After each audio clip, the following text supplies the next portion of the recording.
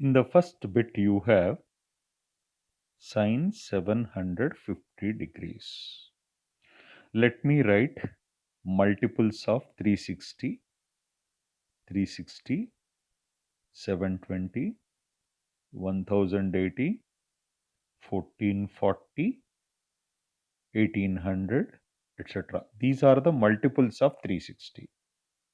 So 750 can be written as sine 720 is there plus 30, or it can be written as sine 2 into 360 plus 30. N into 360 plus theta lies in first quadrant. So the value will be sine 30 degrees. Answer is 1 by 2. Let me take up the second one, cos of 1575 degrees. Now, the nearest number less than, which is a multiple of 360 less than 1575 is 1440.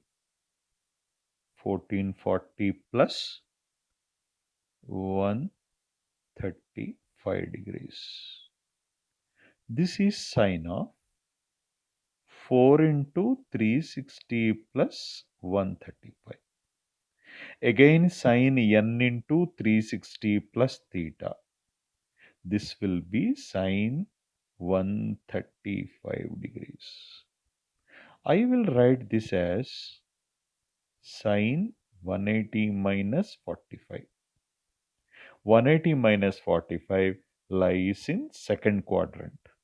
In second quadrant, sine is positive.